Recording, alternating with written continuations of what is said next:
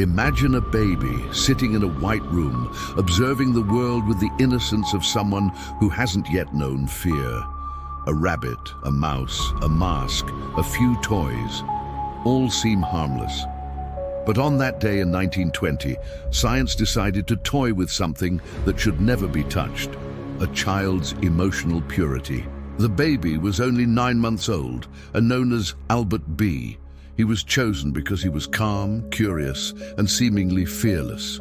He was the perfect subject for an experiment by a psychologist named John B. Watson, the man who wanted to prove that fear could be artificially created. Watson believed that all human emotions could be shaped as if the mind were a blank slate. For him, fear wasn't innate. It could be learned, conditioned, and implanted.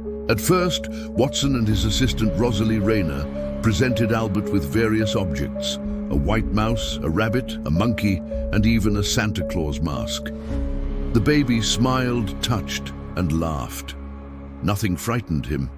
He was a happy baby. But then everything changed. Every time the white mouse appeared, Watson made a deafening noise behind the child, banging a hammer on an iron bar. The sound made Albert startle, cry, and tremble. They repeated this over and over: mouse, noise, cry, mouse, noise, cry. Until finally, little Albert began to cry just at the sight of the mouse, even when the noise was gone. From that moment on, fear had been created. A fear that hadn't existed before. A fear that had been programmed. Most disturbingly, this fear spread. Albert began to react the same way to anything white and furry: a rabbit, a dog, a bearskin, even the white hair of an elderly man. The fear became widespread, demonstrating the power of association and psychological manipulation. Watson had achieved what he set out to do: prove that human behavior could be controlled. But the price was too high. A child's innocence became a laboratory for scientific cruelty. The experiment was considered a landmark for behavioral psychology, but also a dark symbol of what happens when curiosity crosses ethical boundaries. For years, the details of the case were covered up. Little was known about what happened to Albert afterward. Watson never revealed the child's true identity. Only decades later did researchers begin to investigate who he really was. In 2009, a study revealed that little Albert's real name was Douglas Merritt, and that he had died at age 6 from a neurological disease. But this discovery raised more questions than answers. If Douglas really was Albert, he already had health problems before the experiment, which would make the test even more unethical and cruel. Did Watson know this? Or did he simply ignore it? Little Albert's experiment showed how fear can be planted in us, not just by trauma, but by repetitions, sounds, images, and experiences that shape the unconscious. And the truth is, in some way, we are all products of this same process. From childhood, we learn what to fear: spiders, darkness, rejection, loneliness. Fear creeps in silently until it becomes part of who we are. Watson believed that anyone could be transformed into anything. "Give me a dozen healthy children," he said, "and I will mold them into any kind of adult: a doctor, a thief, an artist, or a beggar." It was the promise of total control over the human mind.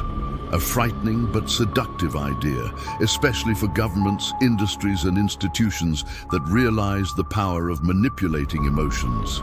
Decades later, the foundations laid by Watson and conditioned behavior would serve as the foundation for areas such as propaganda, advertising, military training, and even mass manipulation.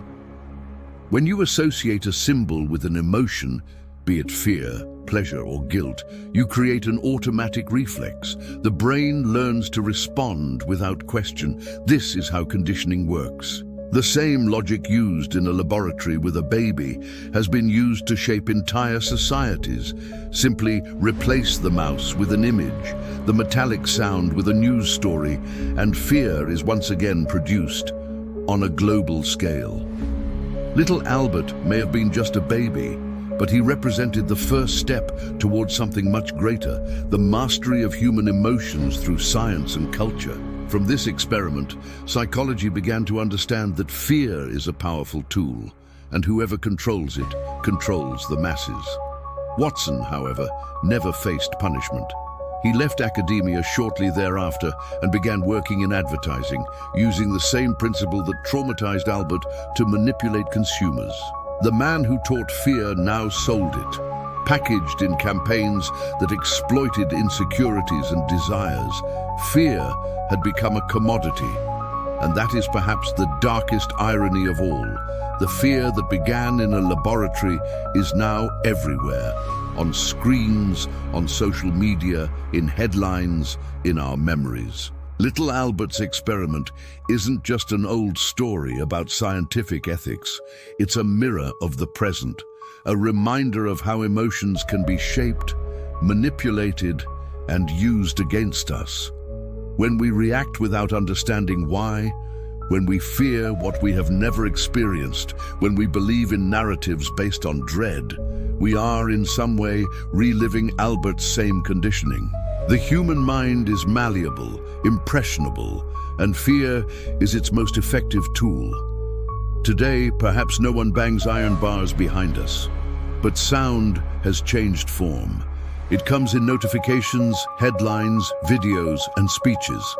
And like Albert, we tremble, not knowing where the noise is coming from. In the end, little Albert taught us, unintentionally, that fear isn't just an emotion, it's a program, one that can be installed and difficult to erase. Did you enjoy the content?